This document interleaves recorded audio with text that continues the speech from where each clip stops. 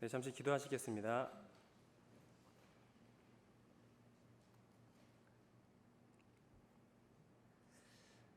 사랑의 하나님 아버지, 이곳 가운데 저를 불러주시고 이곳에서 주의 귀한 말씀을 증거하고 선포하게 하시니 참으로 감사합니다. 참으로 하나님께서 이곳에서 나누기를 원하시는 그 말씀이 저희 입술을 통해 증거되도록 저희 마음과 저희 입술을 붙잡아 주시옵소서. 듣는 이들 마음 가운데에 하나님의 귀한 말씀의 씨앗이 심겨지고 또 열매 맺는 복된 시간 되게 하여 주시옵소서.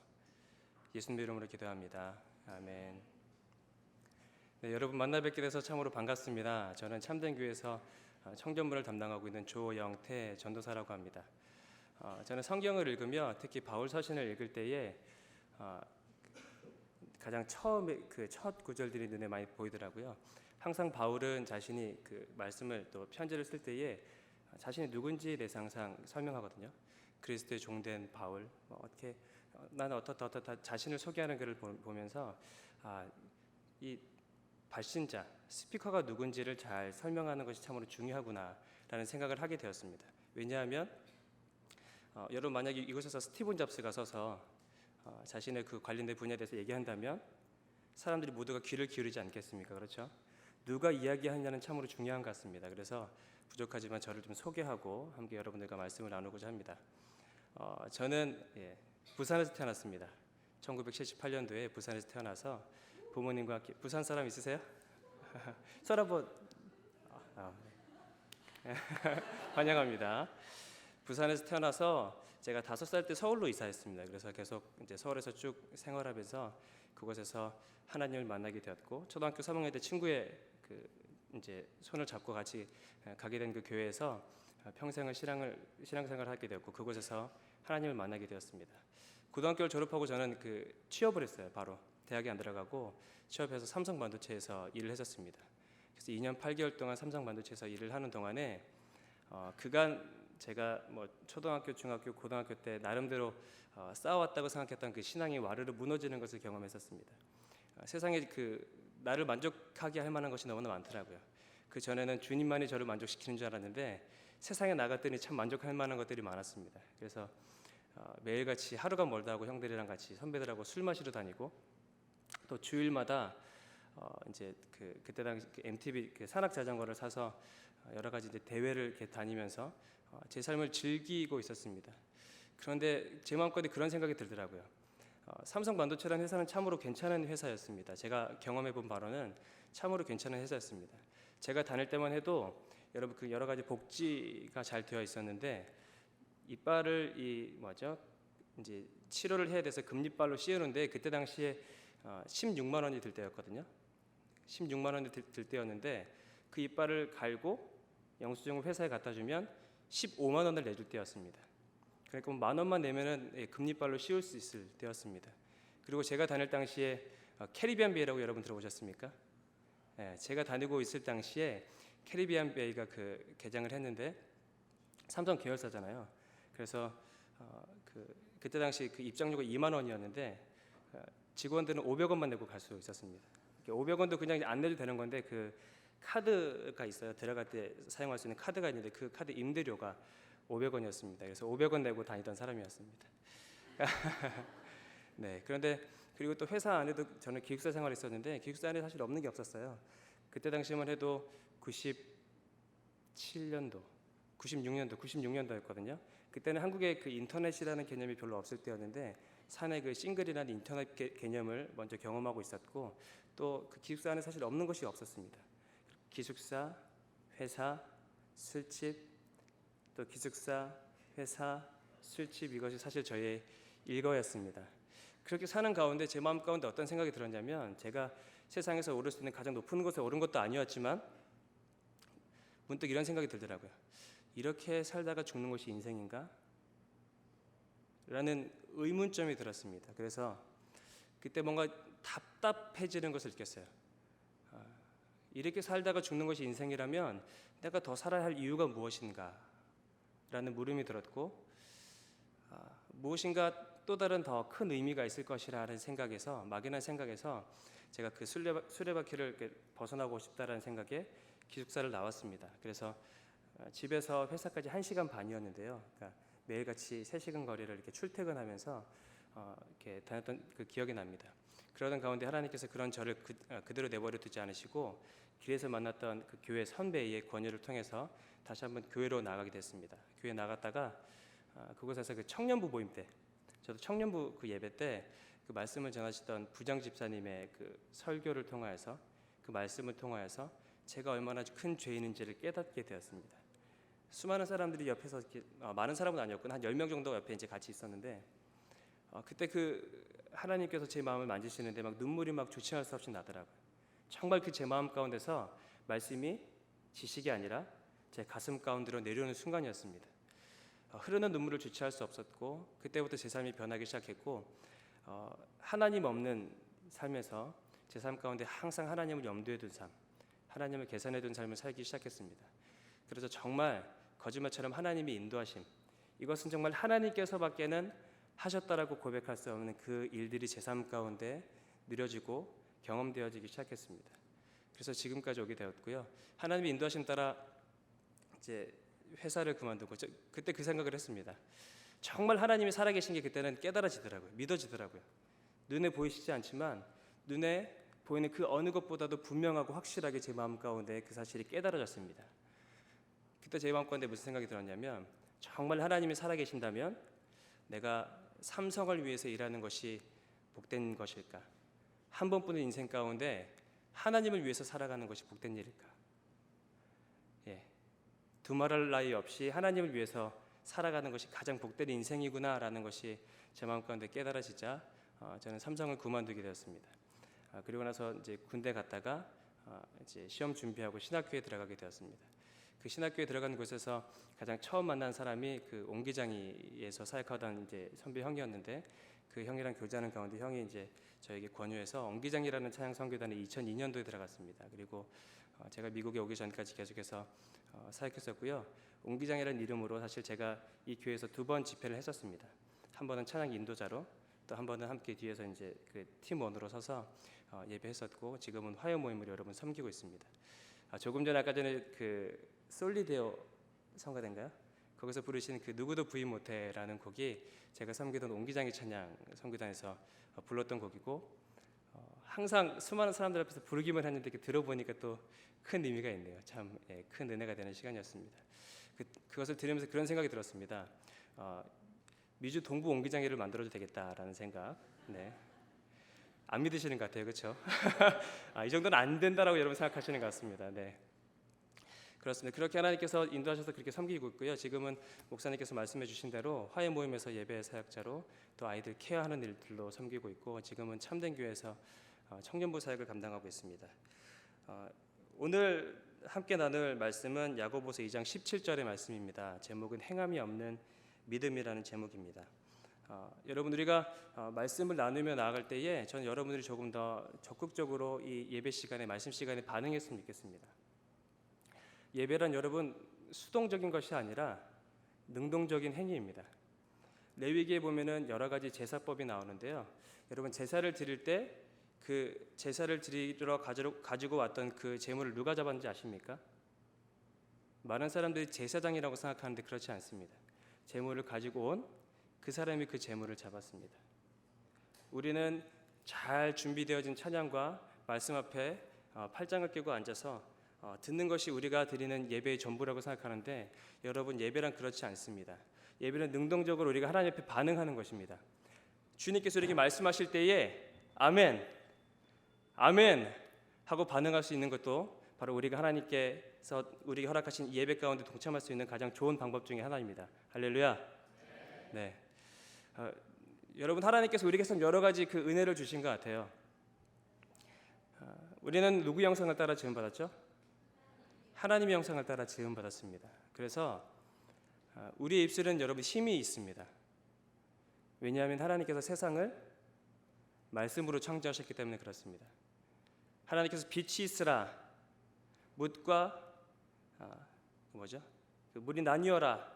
하나님께서 말씀하신 대로 창조되어진 세상이 바로 이 우리가 살고 있는 곳인 것입니다. 그래서 하나님의 형상을 따라 지음받은 우리의 입술에는 힘이 있습니다. 이것은 세상 사람들도 알고 있죠, 그렇죠? 말하는 대로 된다. 말이 씨가 된다. 그 사람들은 성경의 원리와 진리는 알지 못하지만 여러 가지 수차례 시행착오를 통해서 이거 말이까지 있고 눈에 보이지 않고 아무것도 아닌 것 같은데 정말 말한 대로 되더라. 말 조심해야 되겠다라는 것을 알지만 저는 성경의 원리와 진리를 통해서 왜 우리의 입술에 힘이 있는지를 알게 되는 것입니다. 여러분 설교하실 때에 이곳에서 목사님께서 혹은 전사님께서 설교하실 때에 여러분 아멘 아멘 화답하는 것이 별것 아닌 것처럼 여길지 모르겠지만 여러분들이 그때마다 이것이 정말 주님의 말씀입니다. 주님의 마음입니다. 내 삶 가운데 이것이 이루어지길 원합니다. 라는 마음으로 우리가 아멘 아멘 화답할 때에 우리가 고백한 대로 우리 입술로 선포한 대로 우리 삶 가운데 이루어지는 것입니다. 두세 사람에게 이루어질 줄로 믿습니다. 할렐루야. 여러분 믿음을 가지고 선포하십시오. 더 적극적으로 하나님 앞에 나아가십시오. 그럴 때 여러분 삶 가운데 하나님만이 하셨다라고 밖에는 고백할 수 없는 놀라운 일들이 일어나게 될 것을 믿습니다. 저는 여러분들에게 그 오해 그리고 잘못된 지식에 대해서 좀 여러분 이야기하고 싶습니다. 여러분 그 오해나 잘못된 지식이 이 잘못이라고 얘기할 수 있을까요? 여러분 어떻게 생각하십니까?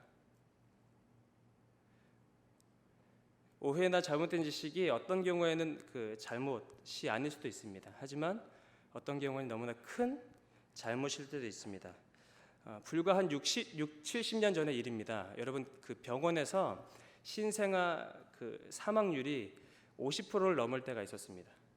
잘 훈련되어진 의사들의 손에 의해서 아이들이 태어나는데도 불구하고 아이들의 이 사망률이 50% 이상이 될 때가 있었습니다. 왜 그랬을 거라고 여러분 생각하십니까? 어떤 사람들은 그때 질병이 돌았나 이렇게 생각하실 수도 있습니다.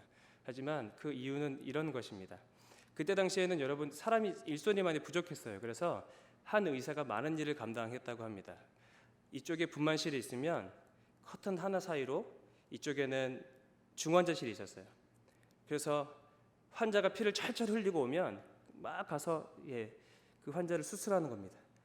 근데 갑자기 옆에서 아이가 나온다 그러면 그 손을 씻고 그 아이를 받으러 간 것이죠. 손은 깨끗이 씻었지만 그 손에 뭐가 남아있죠? 눈에 보이지 않는 바이러스가 남아있었던 것입니다. 그 의사는 너무나 선하고 숭고한 동기로 헌신적인 마음으로 그 아이를 받으려 했을지 모르겠지만 그도 알지 못했던 그 바이러스에 의해서 살아날 수도 있는 그 아이가 그 의사의 손에서 죽어갔던 것입니다. 그것이 여러분 밝혀진 지가 사실 얼마 되지 않습니다. 제가 말씀드린 것처럼 6, 70년 정도밖에 되지 않았습니다. 그 전에는 어떻겠습니까? 더 많은 아이들이 계속해서 죽어갈 수밖에 없었던 것이죠. 내가 선한 동기로 했던 것이 나의 잘못된 오해나 잘못된 지식 때문에 나쁜 결과를 낳을 수도 있는 것입니다. 여러분 성경에도 이런 비유가 있습니다. 여러분 달란트 비유 다 알고 계시죠? 5달란트, 몇 달란트죠? 3달란트인 것 같은데 2달란트, 그리고 또 마지막 1달란트 받은 사람이 있었습니다. 5달란트와 2달란트 받았던 사람들은 열심히 주님의 마음에 따라서 그 주인의 마음에 따라서 수고하여서 동일하게 5달란트와 2달란트의 열매를 거두었습니다. 그런데 1달란트를 받았던 사람은 그것을 땅에 묻어두었어요. 여러분 왜 땅에 묻어두었죠? 내가 아는 주인은 심지 않은 데서 거두고 해치지 않은 데서 모으는 줄로 알았습니다. 그가 그 주인을 오해했기 때문입니다. 그가 그 주인을 오해하지 않았으면 그 또한 5달란트, 2달란트 받았던 사람과 같이 열심히 수고했을 것이고 충성하였을 것이고 그에 합당한 열매를 거두었을 것입니다. 그런데 그가 그 주인에 대해서 오해하자 그것을 땅에 묻어둘 수밖에 없었습니다. 그것을 본 또 그것을 받게 된 그 주인이 뭐라고 이야기합니까? 악하고 게으른 종아. 그로 말미암아 그는 주인에게서부터 외면당하게 되었습니다. 여러분, 저는 이 시대를 보면서 수많은 사람들이 예배는 참석하고 있는데 예배에 대한 잘못된 오해를 가지고 있다는 것을 보게 되었습니다. 이곳에 지금 제가 볼 때 한 120명 모였나요? 지난주 보니까 주보를 보니까 한 125명 예배를 드리셨더라고요. 이곳에 대충 한 120명 정도 보이셨나요? 그 숫자를 보고 저는 여러분 그 마가이 다락방이 생각났습니다. 좀 다락방처럼 여기도 이렇게 약간 이렇게 아치 형태로 되어 있고 그렇죠? 야 진짜 이곳에 있는 한 사람 한 사람이 예배 가운데 승리자로 주님 앞에 기억되어져서 날마다 주님과 소통하고 주님과 친밀함 가운데 있다면, 그 하나님의 부르심까지 날마다 순종하며 하나님 쓰시도록 우리 삶을 온전히 내어 맡겨드리는 사람들로 이곳에 120명이 가득하다면 이 뉴욕과 뉴저지 땅이 변하겠구나. 네, 두세 명 아멘 하셨습니다. 그런 마음이 들었습니다. 여러분, 기대하고 설레는 마음으로 제가 왔습니다. 하나님께서 저를 이곳에 세우셔서 어떤 일을 하실지 저는 알 수 없으나 이곳 가운데 정말 하나님께서 기뻐하시는 예배자들이 서게 된다면 이 땅 문제 없겠구나, 이 땅 별것 아니겠구나, 세상이 아무리 치열하고 세상이 아무리 죄악이 가득하다 할지라도 이곳에 정말 주님을 위해서 그 인생을 드리며 예배할 예배자가 120명이 가득하다면 이곳 가운데 뭔 일이 일어나겠구나라는 그런 기대함으로 이곳에 오게 되었습니다. 그런데 한 가지 여러분에게 도전하며 질문하겠습니다. 여러분 삶 가운데 그러한 능력이 날마다 가득하며 주님 주신 열매로 가득한 삶을 살아가고 계십니까? 아니면 여전히 그 다음 주 매주 예배 올 때마다 뭔가 쭉 늘어진 어깨로 죄인과 같은 마음으로 주님 예배당에 찾아오고 계십니까? 날마다 여러분 삶 가운데 정말 하나님께서 내 삶 가운데 함께 하시는구나. 내가 밥을 먹을 때에도, 내가 일을 할 때에도, 내가 혹은 잘 때에도, 심지어 화장실에 있을 때까지도 하나님께서 내 삶 가운데 함께하고 계시는구나. 여러분 그렇게 친밀함 느끼고 살아가고 계십니까? 무엇인가 그 예배에 대한 여러분 잘못된 오해가 있는 것 같습니다. 이 오해를 풀지 않으면 한달한테 받았던 사람처럼 우리 또한 하나님께 외면당할지도 모르겠습니다. 여러분, 부모님들의 그 잘못된 생각, 가장 큰 오해가 무엇일까 저는 생각해 보았습니다.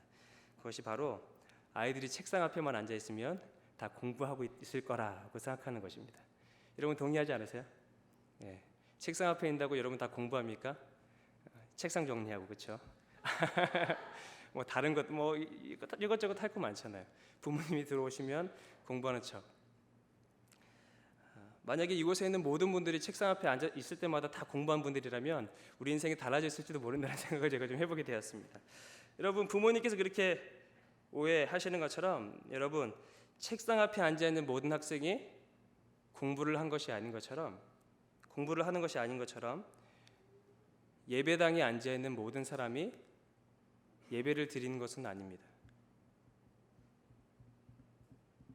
여러분 다시 한번 말씀드리겠습니다. 책상 앞에 앉아 있었던 모든 학생이 공부를 한 것은 아닌 것처럼 예배당에 앉아 있었다고 해서 모든 사람이 예배를 드린 것은 아니라는 것입니다. 여러분, 우리의 예배에 대한 생각은 무엇입니까?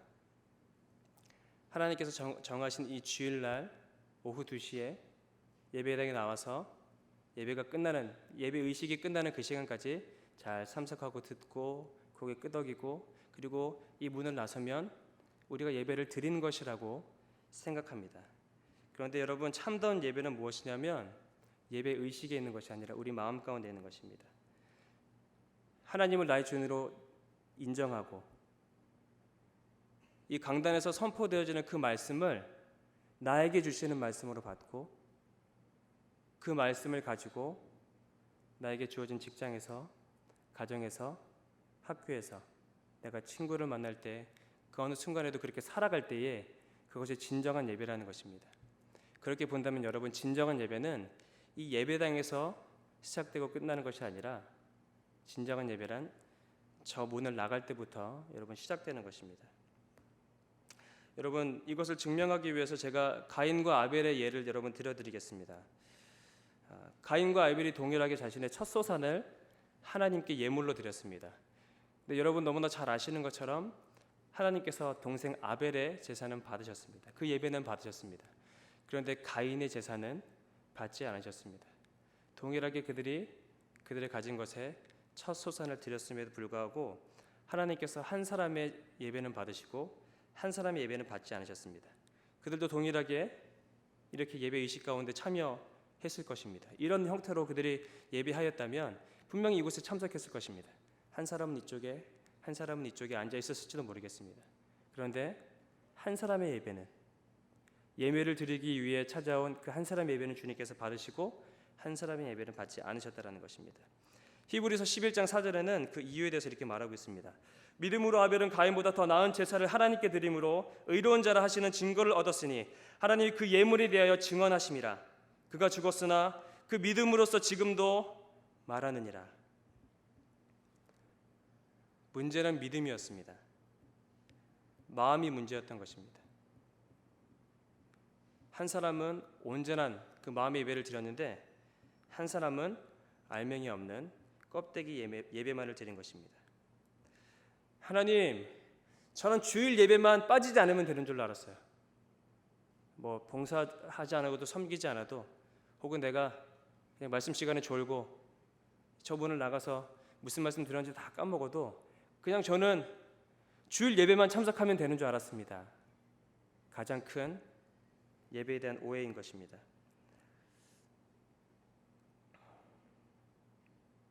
이런 사람들을 향하여서 여러분 무엇이라 주님께서 말씀하시겠습니까? 악하고 게으른 종아, 내가 너희를 도무지 알지 못하나니 나를 떠나가라 라고 말씀하실지도 모르겠습니다. 여러분, 저는 그 교회에서 전도사로 그 사역을 하면서 충격적인 사실을 알게 되었습니다.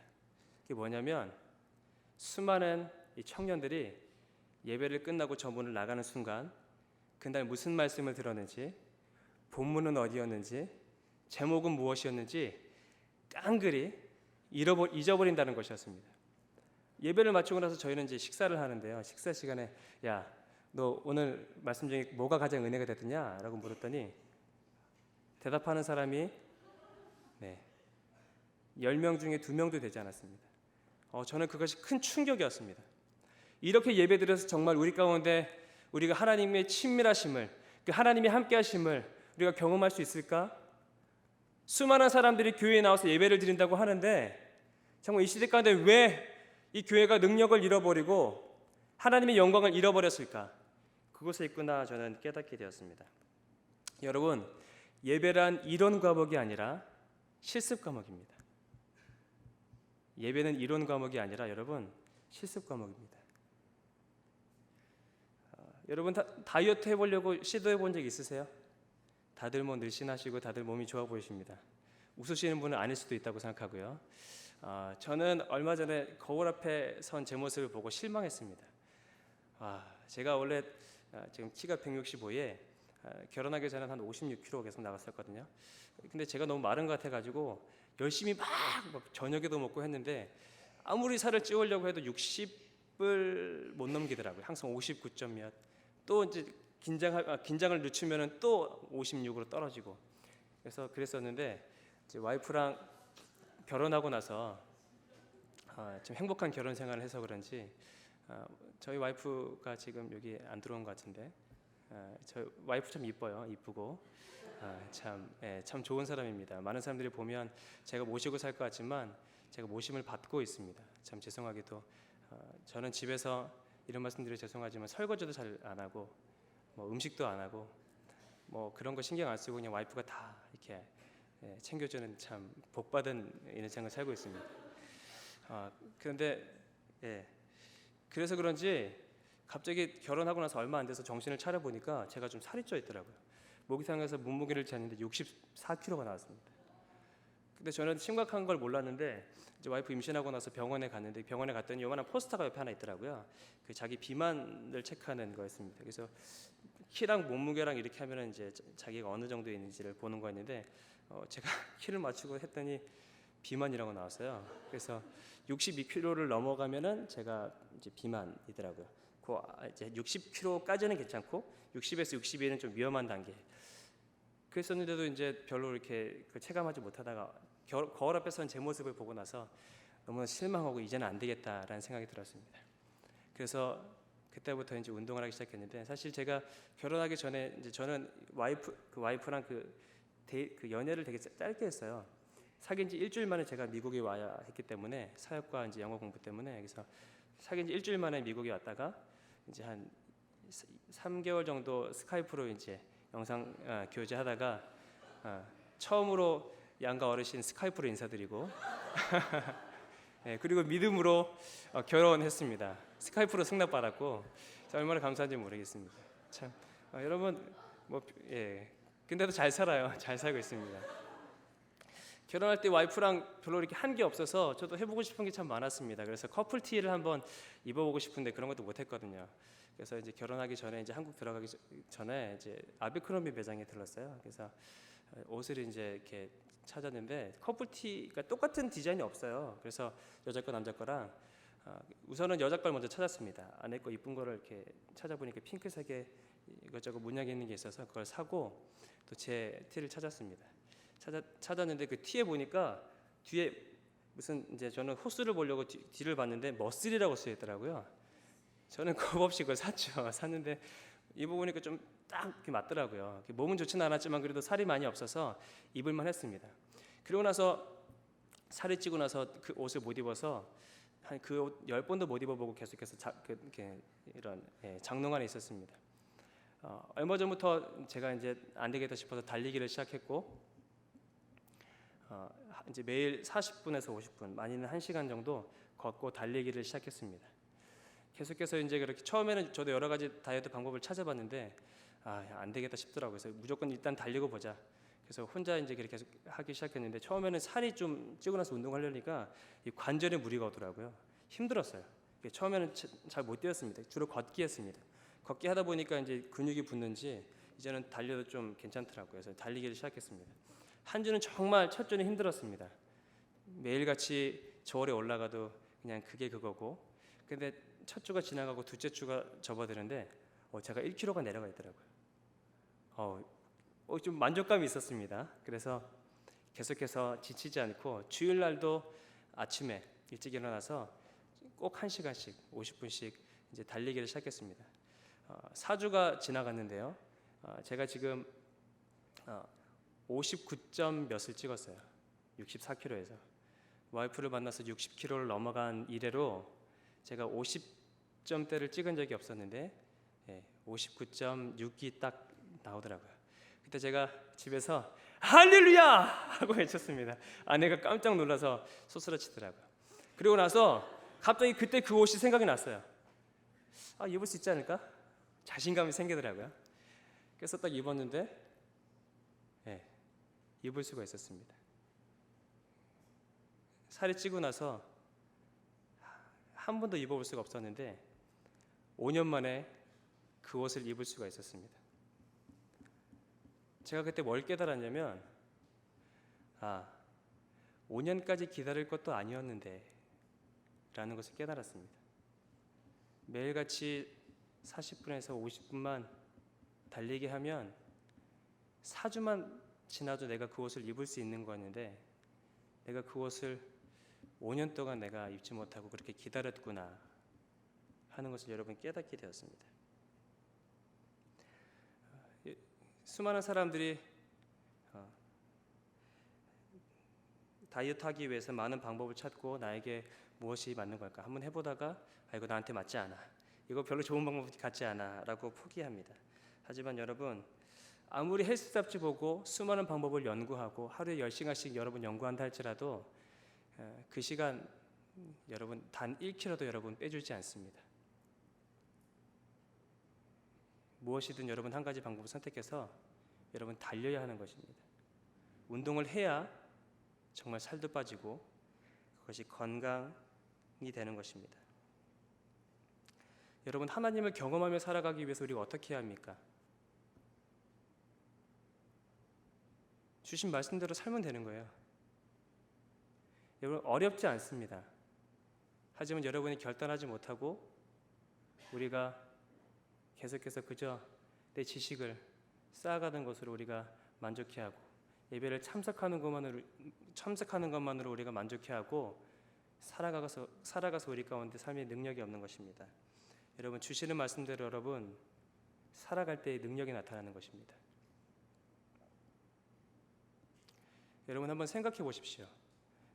매주 이 강단에서 우리 김도현 목사님 주셔서 말씀을 증거하시고 선포하실 텐데 그 말씀의 100%는 아니더라도 여러분 일주일 삶 가운데 그 말씀대로 60% 혹은 70% 여러분 살아가고 있다고 한번 생각을 해보십시오. 여러분 삶 가운데 어떤 변화가 일어나겠습니까? 여러분 변화가 일어나지 않을까요? 변화가 일어나지 않는다면 그것이 이상한 거겠죠, 그렇죠? 저는 그래서 저희 교회에서 무엇을 하고 있냐면 말씀 큐티라는 것을 하고 있습니다. 저희 청년들과 이제 주일 예배가 끝나면 저희 교회에서 저는 설교하지 않습니다. 저희 목사님께서 설교하시는데 끝나면 이제 와서 세 가지 그 질문을 던집니다. 첫 번째는 제목, 설교 제목. 두 번째는 내가 가장 은혜 받은 부분. 그리고 세 번째는 그것을 가지고 내가 이번 한 주간 어떻게 구체적으로 적용할 것인가. 내가 한 주간 지났을 때에 점수로 점검하고 체크할 수 있을 만큼 구체적으로 내가 어떻게 적용할 수 있을 것인가라는 것을 말씀 큐티라고 제가 이름을 지어서 하고 있습니다. 처음에는 설교 끝나자마자 내려와서 무슨 말씀을 들었는지도 알지 못하던 그 청년들이 설교를 적기 시작하더라고요. 뭔가 나눠야 되니까. 그래서 설교를 적는 습관이 생겼습니다. 저희 청년들은. 그리고 나서 그 청년들이 이제 제가 5분의 시간을 줍니다. 5분의 시간 동안 오늘 주셨던 그 많은 말씀 중에서 나에게 가장 은혜가 되었던 것이 무엇인지를 적고 그것을 가지고 한 주간 내가 기억하기 쉬운 제목을 만드는 거예요. 목사님이 붙여주신 그 제목은 좀 기억하기 어려울 수 있어도 내가 만든 제목은 내가 기억하기 쉽잖아요. 그것을 가지고 제목을 정하고 구체적인 적용 포인트를 만들어서 한 사람이 3분씩 나누는 시간을 갖습니다. 그렇게 저희는 훈련하고 있습니다. 여러분 지금도 하나님께서는 하나님의 말씀에 온전히 순종할, 온전히 하나님을 우리 인생의 주인으로 모시고 살아갈 사람을 지금도 찾고 계십니다. 여러분 그런 삶을 통해서 우리 하나님께서 얼마나 크신 일을 이루시는지 모릅니다. 제가 하나님을 믿게 되고 진정으로 믿게 되고 그분 앞에 순종함으로 나아갔을 때 참으로 제 인생 가운데 내려놓는 것이 많은 것처럼 보였습니다. 사실 직장을 내려놓는 것도 저로서는 힘든 일이었습니다. 되게 어려운 가정 가운데 살아서 삼성에서 꼬박꼬박 챙겨주는 그 돈이 얼마나 고마운지 모릅니다. 그때 당시 뭐 그래도 다른 직장들보다도 항상 좋은 월급을 받았고 참 좋은 대우를 받고 살았던 저에게 그것을 내려놓는다는 것은 그렇게 쉬운 일은 아니었습니다. 그런데 그것을 내려놓을 수 있었던 것은 하나님께서 그것보다 더 값진 것이 무엇이었는지 제 마음 가운데 깨닫게 해주셨기 때문에 그렇습니다. 천국은 마치 밭에 감추인 보화와 같아서 그것을 발견한 사람은 자신의 모든 재산을 팔아서 그 밭을 사게 되는 것입니다. 왜냐하면 그 밭에 감춰져 있는 보화가 자신의 모든 재산보다 큰 것을 그는 알기 때문에 그렇습니다. 그것이 깨달아져야 하는 것입니다. 하나님께서 은혜로 깨닫게 하셔서 많은 것들을 내려놓고 또 하나님께 순종하게 하셨습니다. 심지어 어떤 순간에 또 순종하게 하셨냐면 제가 그 6년 동안 짝사랑하던 친구가 하나 있었습니다. 저는 순정파라 한 사람만 좋아합니다. 그래서 분위기가 술렁술렁하는데요. 그래서 저는 처음에 사귀었었어요. 사귀었다가 제가 군대 가고 이제 헤어졌는데 뭔가 석여치 않은 마음과 또 그런 마음 때문에 계속 잊지 못하고 이제 구애했었습니다. 몇 번 고백하고 했었는데 또 이렇게 거절당하고 하다가 마지막에 또 6년 만에 사귀게 된 것이죠. 근데 하나님께서 참 재밌더라고요. 저를 일본으로 부르셨습니다. 저는 그래요, 여러분. 저는 기도할 때 하나님께서 제가 믿음이 없어서 또 의심이 많아서 그런지 모르겠지만 너무나 분명하고 확실하게 말씀해 주십니다. 제가 옹기장이라는 찬양성교단에 들어가서 많은 그 일본 땅을 다녔는데 첫 해 일본에 갔을 때에 그곳에서 참 하나님의 마음을 느꼈습니다. 한국은 여러분 그 서울에 특히 가시면 내가 선 곳에서 주위를 둘러보면 웬만하면 십자가가 있어요. 어디를 가나 십자가 없는 곳이 없습니다. 그런데 그 땅은 가도 십자가가 보이지 않더라고요. 그때 신학생 때였는데 제가 이런 물음을 제 자신에게 던졌습니다. 정말 하나님께서 나를 사역자로 부르셨는데 내가 어디에 가나 십자가가 보이는 그 한국 땅에서 사역하길 원하실까? 아니면 가도 십자가가 없는 이 땅에서 내가 하나님 사역하길 원하실까? 두말할 리 없이 일본에 가는 것이라는 생각이 들었습니다. 그런데 그때 제 믿음의 수준은 이것밖에 되지 않았습니다. 근데 만약 하나님께서 나를 평생 그곳에서 사역하라고 하시면 저는 할 용기가 또 자신이 없었습니다. 사실. 그래서 제가 제 마음 가운데 뭐라고 하나님께 말씀드렸냐면 한 1년 정도 와서 이렇게 좀 경험해 보면서 이 땅을 위해서 기도했으면 좋겠다라는 마음을 품게 되었습니다. 이제 그렇게 마음을 품고 있었는데 하루는 한 선교사님이 계셨는데 그 선교사님께서 저희 옹기장이를 자신이 섬기시는 그 교회 차량으로 숙소까지 데려다 주실 때였습니다. 그런데 저는 뒤에 앉아 있었고 그분은 운전하시고 계셨고 그분 옆에는 이제 통역하는 그 옹기장의 그 자매가 있었습니다. 저에게 말씀하신 것도 아니고 그 옆에 있는 자매에게 이제 그렇게 말씀하시는 거예요. 누군가 이렇게 그 옹기장이 중에 한 명이 와서 좀 일본을 섬겨주고 교회 찬양팀을 세워주고 이랬으면 좋겠다고. 근데 이제 제 마음 가운데 한번 해보고 싶다라는 마음이 들었습니다. 이제 그때 제가 그 질문을 했던 거예요, 스스로에게. 하나님이 평생 나에게 일본에 와서 사역하라고 하면 할 수 있을까? 근데 그때 안 되겠는데 한 1년이면 좋겠는데 이런 생각을 하고 있는데 때마침 하나님께서 그 옆에 있는 자매에게 저에게도 아니시고 누가 한 1년만이라도 와서 해줬으면 좋겠는데라는 말씀을 하시는 거예요. 근데 저는 여러분 사실 그렇게 너무나 그런 것을 그러니까 이렇게 믿거나 하지는 않거든요. 하지만 그것을 가지고 제 마음 가운데 기도 제목으로 품고 돌아와서 이제 매일 새벽 제단을 쌓고 있을 때였습니다. 근데 일주일이 지났는데 일본에서 전화가 왔어요. 야마다상이라는 여자분이 전화를 주셨는데 저는 그때 일본어를 잘 못할 때였고 그분 이제 그 야마다상이 한국말을 좀 하시는 분이셨습니다. 이런저런 이제 얘기를 하시다가 저에게 그렇게 말씀하시는 거예요. 조영태 전도사님 기도 부탁드려요. 그래서 무슨 기도 제목이세요? 하고 여쭤봤더니 내년에 한 1년 정도 일본에 와서 사역을 해줬으면 좋겠습니다. 제가 전도사님 살 집을 알아봤는데 적당한 집이 있네요. 라고까지 말씀을 하시는 거예요. 그래서 제가 일단은 하나님 말씀인 것 같은데 준비되어 있지 않았고 그때 이제 그 6년 만에 사귀었던 친구가 교제하고 있을 때였고 그래서 이제 망설이고 있으면서 혹시 누구한테 듣기라도 하셨어요? 뭐 이런 얘기 여쭤봤더니 그게 아니라 이제 일본에서 같이 사역하는 동안에 저를 향한 그런 마음이 들었다고 말씀하시더라고요. 알겠습니다. 기도하겠습니다 하고 이제 전화를 끊고 나서 기도하는데 어떻게요? 가야죠. 하나님 부르시는데 내려놓고 가야죠. 모든 것 그렇죠? 그래서 6년 만에 사귀던 사람과 이제 헤어지고 그러니까 이제 내려놓고 갔습니다. 결국 헤어졌고 하나님께서 저희 와이프를 저에게 더 좋은 사람을 주셨습니다. 일본에 가서 여러분 참 많은 것들을 경험했습니다. 그렇게 하나님께 순종하고 내려놓고 갔더니 하나님께서 너무나 많은 것들을 준비해 놓으셨더라고요. 제가 일본에 갔을 때 그렇게 기도했습니다. 하나님, 제가 이제 일본에 왔기 때문에 일본 사역하기 위해서는 일본어가 필요한데 일본어를 좀 빨리 배울 수 있었으면 좋겠습니다. 저에게 그런 사인들을 좀 주세요라고 기도했는데 제가 일본에서 시간을 보내면 보낼수록 저를 만나서 대화하는 많은 분들이 아니 이렇게 일본어를 잘하냐고 일본어 배운 적이 있냐고 라고 얘기하는 것을 많이 들었습니다. 그때 하나님께서 내 안에서 일하고 계시구나라는 것을 깨닫게 되었습니다. 일본에 가지 3개월도 안 됐는데 한국에서 CCC라는 팀이 와서 사역을 하는데 5개 팀 중에 한 팀이 그 통역하는 사람이 없다고 저한테 통역을 해달라고 하더라고요. 저로서는 거절하고 싶었지만 하나님께서 기도하는데 야, 없는 것보다 낫지 않겠냐라는 마음 주셔서 제가 마지막까지 구해보시고 없으면 가겠습니다 라고 말씀드렸는데 정말 구해지지 않아서 제가 갔습니다. 근데 놀란 사실은 제가 통역하고 있더라고요. 제가 통역하고 있더라고요. 그리고 나서 제가 계속해서 일본에서 사역하는데 사실 그렇게 큰 버짓을 갖고 가지는 않았었습니다. 한 달에 3만 엔, 그러니까 여기로 말하면 한 300불 정도의 돈을 가지고 갔는데 그 중에 그래도 사역하러 갔으니까 다 쓸 수 없잖아요. 그래서 한 150불 정도는 사역을 위해서, 또 150불 정도는 이제 개인 뭐 교통비나 이제 음식 먹는 거나 이렇게 써야 되겠다라고 생각했었습니다. 근데 그러다 보니까 사실 이 150불로 여러분 한 달 생활한다는 게 쉽지 않더라고요.